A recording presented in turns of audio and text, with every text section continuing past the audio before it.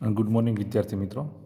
આપણે લાસ્ટ લેક્ચરની અંદર chapter number 2 force and motion, બળ અને ગતિ વિશે સમજ્યા હતા, જેની અંદર આપણે ગતિ વિશેની વ્યાખ્યા અને ગતિના સમીકરણો તારવ્યા હતા. જેમાંથી પ્રથમ સમીકરણ જે v is equal to U plus A T. તો v એ પદાર્થનો વેગ છે, અંતિમ વેગ છે પદાર્થનો. યુ છે પદાર્થનો શરૂઆતનો વેગ, એ છે એ એક્સેલરેશન એટલે કે પ્રવેગ છે, અને ટી છે સમય છે. આ સમીકરણ આપણે તારવી લીધું હતું, ડિરાઈવ કરી દીધું હતું. સેકન્ડ સમીકરણ હતું ગતિનું દ્વિતીય સમીકરણ. તો ગતિનું દ્વિતીય સમીકરણ હતું d is equal to u t plus 1/2 a t square. D બરાબર u t plus 1/2 a t square. D છે એ ડિસ્પ્લેસમેન્ટ એટલે કે સ્થાનાંતર છે, યુ પદાર્થનો શરૂઆતનો વેગ, ટી છે સમય છે, એક્સેલરેશન એ પ્રવેગ અને ટી છે સમય છે. તો આ રીતે દરેકે સમીકરણ જે છે એમાં દરેકે દરેક આવતી જે નોટ છે એ કયા ડી છે શું ડિનોટ કરે છે, તો સ્થાનાંતર ડિનોટ કરે છે. યુ છે પદાર્થનો શરૂઆતનો વેગ છે, બરાબર. તો ટી છે સમય છે. તો કોઈ પણ ઇક્વેશન આવે, તો કોઈ સમીકરણ આવે, તો એમાં આવતી દરેકે દરેક સંજ્ઞા જે છે એના વિશેની તમને ખ્યાલ હોવો જોઈએ. હવે નેક્સ્ટ એના પછી જોઈએ ગતિનું તૃતીય સમીકરણ, એટલે તો ગતિનું ત્રીજું સમીકરણ, જેમાં આપણે સમીકરણ એક આપણને ખ્યાલ છે. સમીકરણ એક આપણે અહીંયા જે આગળ આપેલું છે એ ધ્યાનમાં રાખવાનું તમારે. V into T is equal to X minus X zero. તો પહેલાં આપણે એને અહીંયા લખશું, V into T is equal to X minus X zero. હવે અહીંયા સરેરાશ વેગ લેવાનો છે. તો સરેરાશ વેગ કઈ રીતે લઈશું, તો કે યુ શરૂઆતનો બે વેગ છે આપણી પાસે, એક શરૂઆતનો વેગ છે અને એક અંતિમ વેગ છે. તો શરૂઆતનો વેગ યુ છે અને અંતિમ વેગ વી છે. તો બંનેનો સરવાળો ડિવાઈડ બાય 2 એટલે મને સરેરાશ વેગ મળી જશે. ઓકે, ચલો નેક્સ્ટ એના પછી શું છે કે આપણે સમીકરણ નંબર ગતિનું સમીકરણ એક વી ઇઝ ઇક્વલ ટુ શું છે, તો કે યુ પ્લસ એટી. ગતિનું સમીકરણ વી ઇઝ ઇક્વલ ટુ શું છે, યુ પ્લસ એટી. હવે આ યુ જે છે એને હું ઇક્વલ ટુની પહેલી સાઈડ લઈ જઈશ.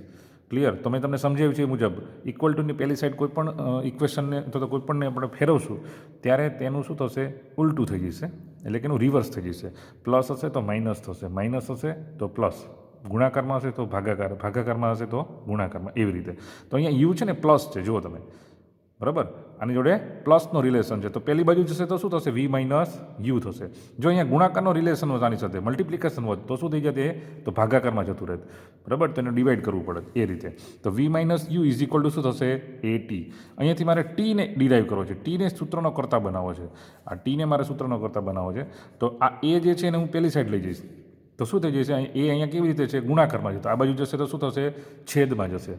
ક્લિયર? અહીંયા મલ્ટિપ્લિકેશનમાં છે, તો આ બાજુ જશે ઇક્વલ ટુની પહેલી સાઈડ, તો શું થઈ જશે, ઊંધું થઈ જશે. તો એ શું થઈ જશે, છેદમાં આવી જશે. તો ટી બરાબર વી માઇનસ યુ છેદમાં એ, બરાબર. હવે આ બંને કિંમતો સમીકરણ 3માં, સમીકરણ 3 મેં આને આપેલું છે, બરાબર. સમીકરણ 3માં એટલે કહેવાનો મતલબ શું છે, અહીંયા વી અને ટીની વેલ્યુ જે છે, એક્સ માઇનસ એક્સ ઝીરો જે છે બરાબર વી ટી હતું, તો વી અને ટી આ બંનેની વેલ્યુ હું અહીંયા મૂકું છું. વી એટલે સરેરાશ વેગ, જે હમણાં આપણે શોધ્યું હોય યુ પ્લસ વી અપોન 2, અને ટી બરાબર શું મળ્યું છે મને, V minus U upon A. તો આ V minus U upon A.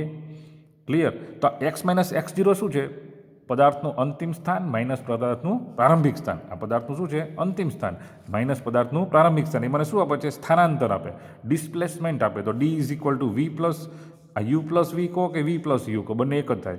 તો V plus U into V minus U, અને આ શું છે 2 અને ઇન્ટુ એ, તો 2a, બરાબર. આ બંને ગુણાકારમાં છે એટલા માટે તો 2a થઈ જશે. જો અહીંયા પ્લસ કે માઇનસની નિશાની હોય તો આ રીતે લખી શકાય નહીં, પણ આ બંનેનો રિલેશન કેવો છે, ગુણાકારમાં છે, એટલે હું આ બંનેનો ગુણાકાર કરું છું.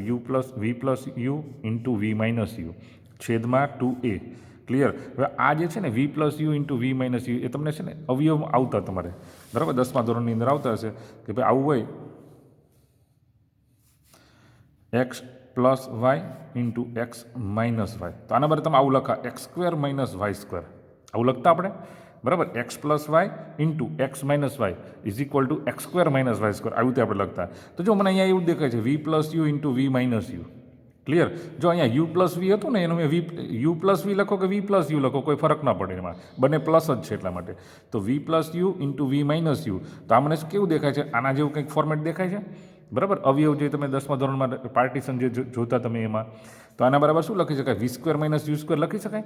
અહીંયા જેમ X square minus Y square થયું, પહેલી રાશિનો સ્ક્વેર માઇનસ બીજી રાશિનો સ્ક્વેર, તો અહીંયા એવી રીતે લખી શકાય ને, વી સ્ક્વેર માઇનસ યુ સ્ક્વેર. આનું જો અવયવ પડો ને, છૂટું પડો ને, તો આમાં લખાય V plus U into V minus U.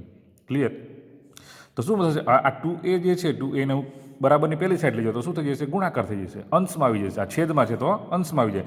તો 2ad is equal two v² minus u², અથવા તો એવું લખાય v² minus u² is equal two 2ad.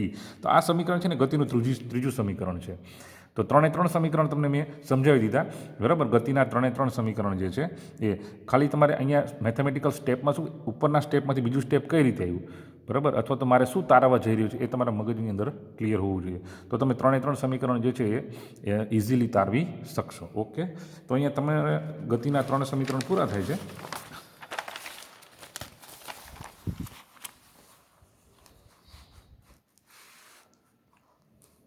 ચલો હવે આપણે બળ વિશે સમજશું, કારણ કે ચેપ્ટરનું નામ હતું ને બળ અને ગતિ. તો બળ વિશે સમજશું. તો સૌપ્રથમ તો બળ છે એ શું છે, ફોર્સ, બરાબર. કોઈ પદાર્થ પર ફોર્સ લાગે છે એવું ક્યારે કહેવાય, અથવા તો ફોર્સની ડેફિનેશન શું છે. આમ તો સામાન્ય રીતે ફોર્સની ડેફિનેશન આપણે આપી નથી શકતા, બરાબર. તો એને સમજવું પડે પહેલાં. તો શું કહે છે કે બળ એટલે એવું કે એના વડે શું થાય, એ કેવી ભૌતિક રાશિ છે, એના વડે થાય શું, તો કે જેના વડે સ્થિર પદાર્થને તમે ખસેડી શકો. સ્થિર પદાર્થ હોય કોઈ પણ, તે પદાર્થ છે શું થાય, ગતિમાં આવે. નંબર 2, એ ગતિમાં રહેલા પદાર્થને વધુ ઝડપથી ગતિ કરાવે. કોઈ પદાર્થ ગતિ કરતો હોય અને તમે એના પર બળ એપ્લાય કરો, બળ લગાડો તમે, તો શું થશે, એ પદાર્થ વધુ ઝડપથી ગતિ કરશે. અથવા તો ત્રીજી કન્ડિશન થાય, કોઈ પદાર્થ ગતિ કરતો હોય અને એ પદાર્થને રોકવા માટે તમારે શું જોઈએ, બળની જરૂર પડે, બરાબર. 3 કન્ડિશન થાય. સ્થિર પદાર્થ છે ગતિમાં આવે, ગતિમાં રહેલો પદાર્થ વધુ ઝડપથી ગતિ કરે, અને ત્રીજું છે ગતિમાં રહેલો પદાર્થ છે શું થઈ જશે, એની ગતિમાં રૂકાવટ આવે. એને રોકવા માટે આપણે બહારથી કંઈક એપ્લાય કરીએ છીએ.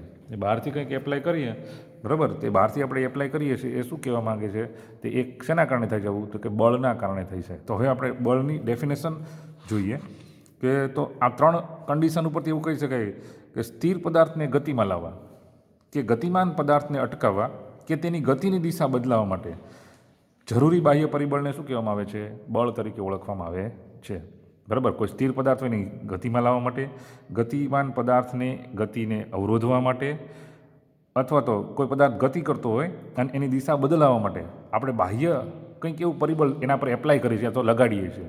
આ જે બાહ્ય પરિબળ છે ને એને શું કહેવામાં આવે છે, બળ તરીકે ઓળખવામાં આવે છે. ક્લિયર. તો એ બળનો એસઆઈ એકમ તમારે યાદ રાખવાનો છે પહેલાં તો એસઆઈ એકમ કઈ રીતે હવે આપણે પછી જોઈશું, પણ અત્યારે તમારે યાદ રાખવાનું છે, બરાબર. તો કિલોગ્રામ ઇન્ટુ મીટર પ્રતિ સેકન્ડ સ્ક્વેર. મેં તમને કીધેલું કોઈ પણ ભૌતિક રાશિનો એસઆઈ યુનિટ અથવા તો એસઆઈ એકમ હંમેશા 2 રીતે લખાય, 2 પદ્ધતિમાં લખાય, MKS અને CGS.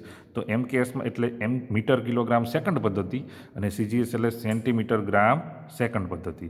તો આમાં એસઆઈ એકમ આનો થશે કિલોગ્રામ ઇન્ટુ મીટર પ્રતિ સેકન્ડ સ્ક્વેર. ક્લિયર. અહીંયા આગળ તમારે ખાસ ધ્યાનમાં રાખવાનું, જે પણ ભૌતિક રાશિનો એસઆઈ યુનિટ જે છે મેં સંજ્ઞામાં લખેલો હોય અથવા તો ફૂલ યુનિટમાં લખેલો હોય, એ જેમ લખેલો હોય તેમ જ લખવો પડે. ક્લિયર. કિલોગ્રામ જે છે તો કિલોગ્રામમાં કે હંમેશા કેપિટલ જ લખાય, બરાબર. અહીંયા જી છે એ જી મારે અહીંયા તમે જુઓ તો કિલોગ્રામમાં કિલોગ્રામ આમ ન લખાય, આ રોંગ છે, ખોટું છે, બરાબર. જી કેપિટલ ન કરાય. મીટરમાં પણ એમ સ્મોલ જ કરવો પડે, મીટરમાં એમ કેપિટલ કરાય નહીં. ક્લિયર. એ ખોટું પડે. તો એ MKS પદ્ધતિમાં છે. CGS પદ્ધતિમાં જો લખીએ ને, અથવા તો આ MKS પદ્ધતિમાં છે ને ન્યૂટન વડે પણ એને એકમ છે એને દર્શાવી શકાય છે. ક્લિયર. એ કેમ દર્શાવાય છે અથવા એવું કેમ કરીએ છીએ પછી જોઈશું આપણે. નેક્સ્ટ રહ્યું છે CGSમાં, એટલે કે સેન્ટીમીટર ગ્રામ સેકન્ડ પદ્ધતિ. તો એની અંદર શું થશે, ગ્રામ ઇન્ટુ સેન્ટીમીટર પ્રતિ સેકન્ડ સ્ક્વેર, આવો યુનિટ થાય એનો બળનો. આ બંને એકમ છે બળના જ છે. તો એ બળનો એકમ જે છે એ બંને પદ્ધતિમાં આપણે જોયો, બંને સિસ્ટમમાં આપણે જોયો. તો આમાં જી જે છે ને એમ જો મેં સ્મોલ કરેલો છે, બીજી ABCDમાં છે, તો એ તમારે બીજી ABCDમાં જ લખવાનો. નિયમ શું છે કે જ્યારે MKS હોય ને એના મોટાભાગના એકમો જે છે ને એ કેપિટલમાં લખવામાં આવે છે બને ત્યાં સુધી, અને CGSના એકમો જે છે ને હંમેશા બીજી ABCDમાં એટલે કે સ્મોલ લેટરની અંદર દર્શાવવામાં આવે છે. ક્લિયર. તો ગ્રામ જે છે એમાં જી કેપિટલ ક્યારેય નહીં કરવાનો, જી એમ આમ લખવાનું નહીં ક્યારેય તમારે. ક્લિયર. તો આ ખોટું પડે જી એમ. ડાઇન છે તો ડાઇનમાં જો DYNE, ડી છે મેં સ્મોલ કરેલો છે. CGSના એકમો છે હંમેશા સેકન્ડ ABCDમાં અથવા તો સ્મોલ લેટરમાં કરવામાં આવશે.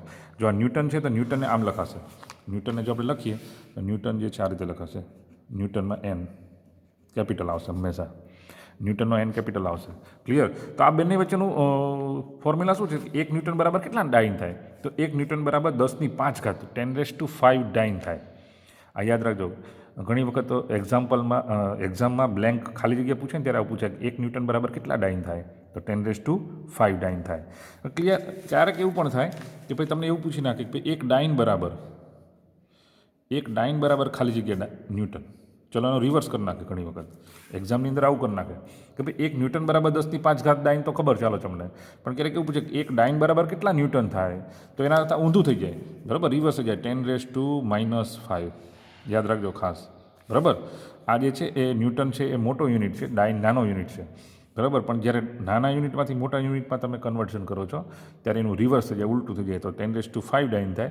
તો ન્યૂટનમાં કેટલા થશે? 10⁻⁻ ડાઇન. ક્લિયર? તો આ રીતે જે છે એ બળ જે છે એના વિશેની તમને આટલી પ્રાથમિક માહિતી ખબર હોવી જોઈએ.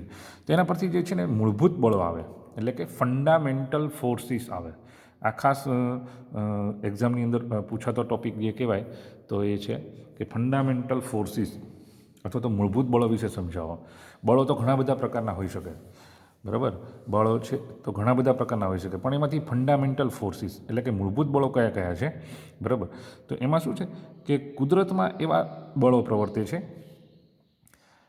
કે જે આપણે ઉત્પન્ન કરેલા નથી, એ કુદરતમાં પ્રવર્તે છે. એવા 4 પ્રકારના બળો અત્યાર સુધીમાં અસ્તિત્વમાં છે કે જેને આપણે ઓળખી શકીએ છીએ. ક્લિયર? તે આવા કે જે કુદરતમાં પ્રવર્તતા બળો છે, આવા બળોને મૂળભૂત બળો કહે છે, જેના પર આપણો કોઈ કંટ્રોલ નથી.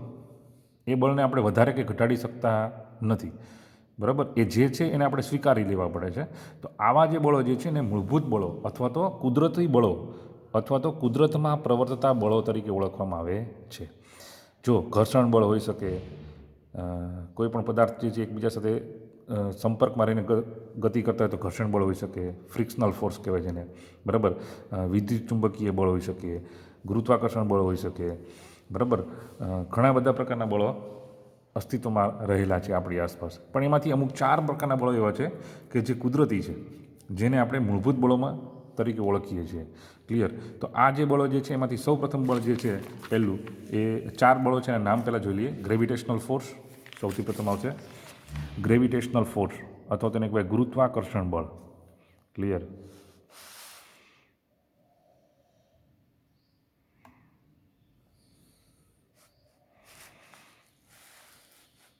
ગુરુત્વાકર્ષણ બળ. બીજું છે વીજચુંબકીય બળ અથવા તેને કહેવાય ઇલેક્ટ્રોમેગ્નેટિક ફોર્સ. એના પછી ત્રીજું છે પ્રબળ બળ. બરાબર? અથવા તેને કહેવાય સ્ટ્રોંગ ફોર્સ. અને ચોથું છે નિર્બળ બળ, વીક ફોર્સ.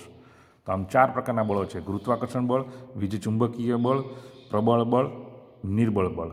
ક્લિયર? એમાંથી સૌપ્રથમ જોઈએ આપણે ગુરુત્વાકર્ષણ બળ અથવા તેને કહેવાય ગ્રેવિટેશનલ ફોર્સ.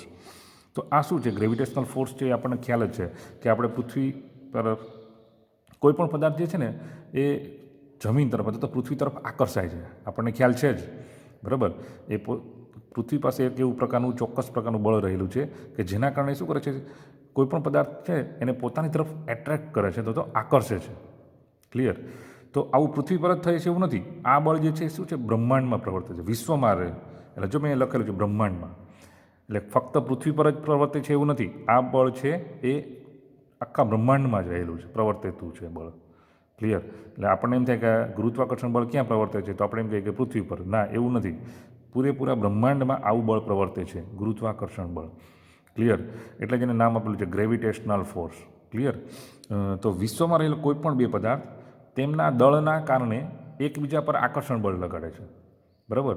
એકબીજા પર આકર્ષણ બળ લાગે છે. આ આકર્ષણ બળ તેમની વચ્ચેના દળના ગુણાકારના સમપ્રમાણમાં અને તેમની વચ્ચેના અંતરના વ્યસ્ત પ્રમાણમાં હોય છે, જેને ગુરુત્વાકર્ષણનો નિયમ કહે છે. સૌપ્રથમ નિયમ તમને કહી દીધો. તો કે આવું જે બળ જે છે એ વિશ્વમાં અથવા તો બ્રહ્માંડમાં 4 બાજુ પ્રવર્તે છે. જે કોના કારણે પ્રવર્તે છે? તો કે પદાર્થની પાસે રહેલા દળના કારણે. પદાર્થ પાસે કંઈક માસ રહેલું હશે. કોઈ પણ કણ હશે, ગમે એટલો નાનો હશે, એની પાસે ચોક્કસ માસ હશે જ. જો પદાર્થની પાસે માસ હશે એટલે કે દળ હશે તો તેના કારણે તેની ગુરુત્વાકર્ષણ બળ લાગે છે. ક્લિયર? અહીંયા વજન શબ્દ નથી વાપરવાનો. દળ અને વજન બંને અલગ ભૌતિક રાશિ છે. એટલે હંમેશા અહીંયા દળ જ લખવાનું છે આપણે. ભલે બંનેને એકમ કિલોગ્રામ જ થાય, દળનો એકમ પણ કિલોગ્રામ થાય અને વજનનો એકમ પણ કિલોગ્રામ જ થાય, પણ બંને ભૌતિક રાશિ છે ને અલગ છે, એટલે દળ જ અહીંયા શબ્દ પ્રયોગ કરવો, વજન લખવું નહીં કોઈએ. તો આ જે ગુરુત્વાકર્ષણ બળ છે ને આકર્ષી પ્રકારનું બળ છે. કેવું બળ છે? આકર્ષી પ્રકાર.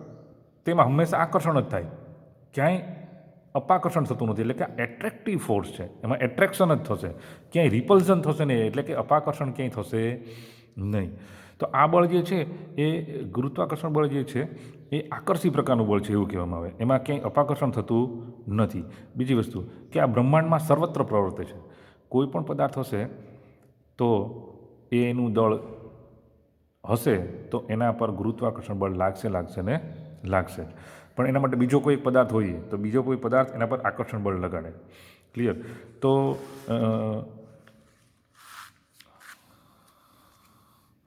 આ જે નિયમ છે અંતરના વર્ગના વ્યસ્તના નિયમને અનુસરે છે.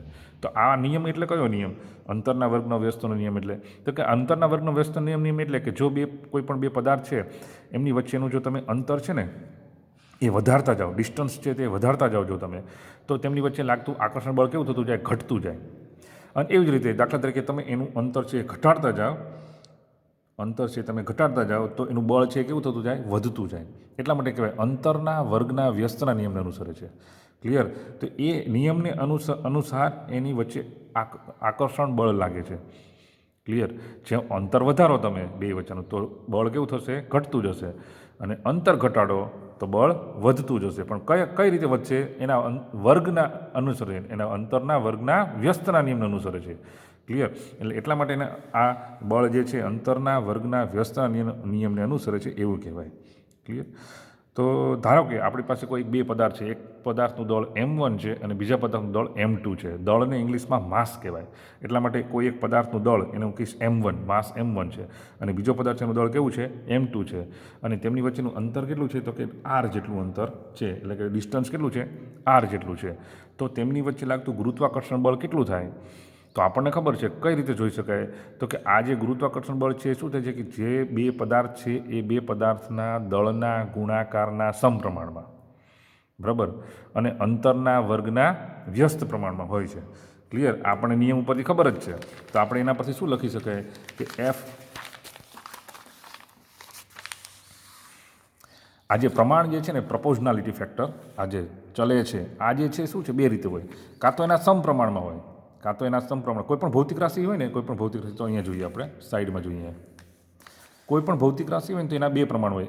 એક તો કાં તો સમપ્રમાણમાં હોય, તેને આમ લખાય એક્સ ચલે છે. હવે દાખલા તરીકે એક્સ એ વાયના સમપ્રમાણ હોય છે, તેને આ રીતે લખાય X is proportional to Y, અથવા તેને એમ કહેવાય એક્સ ચલે છે વાય. અને કાં તો શું ને રિવર્સ હોય, વ્યસ્ત પ્રમાણમાં હોય, એક્સ એ વાયના વ્યસ્ત પ્રમાણમાં છે, તેને આમ લખાય એક્સ ચલે છે 1/વાય. ક્લિયર? તો પ્રમાણ છે બે પ્રકારના હોય.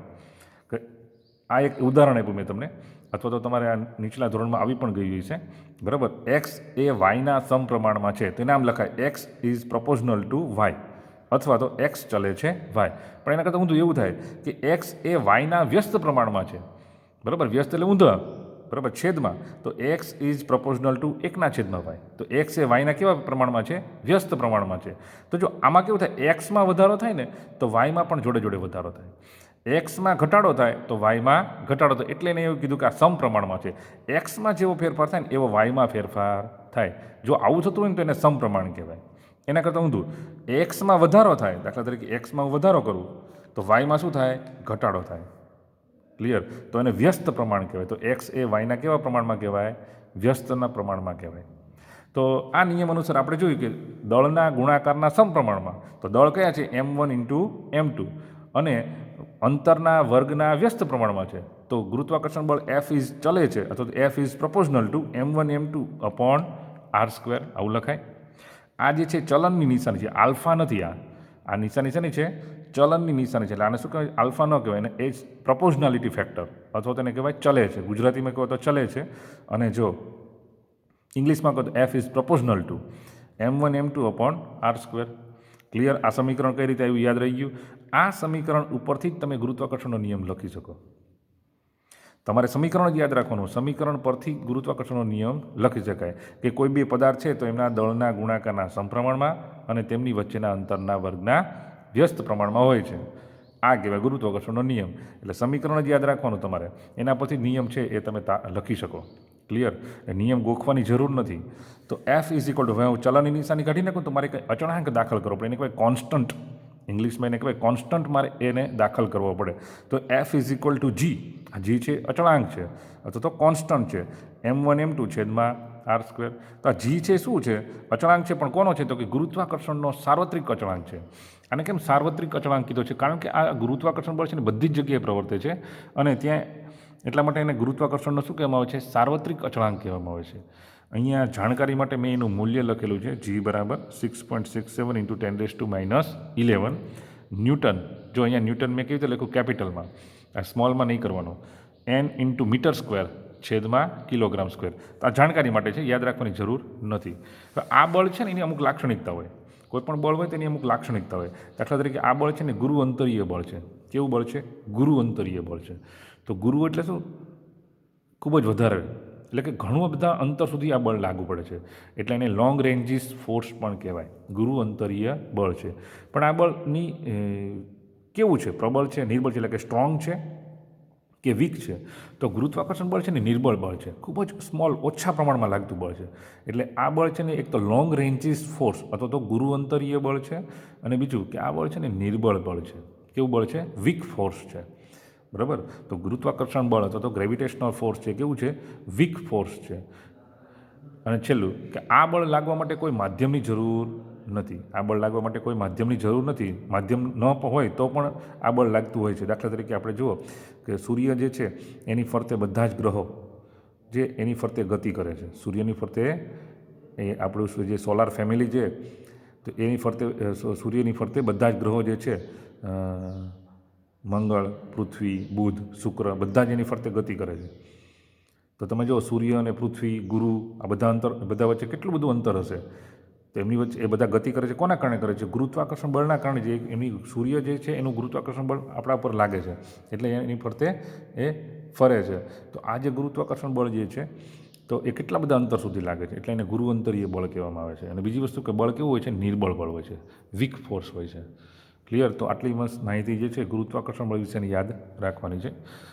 ઓકે, ચલો તો હવે અહીંયા આપણે સેશન ઓફ કરીએ.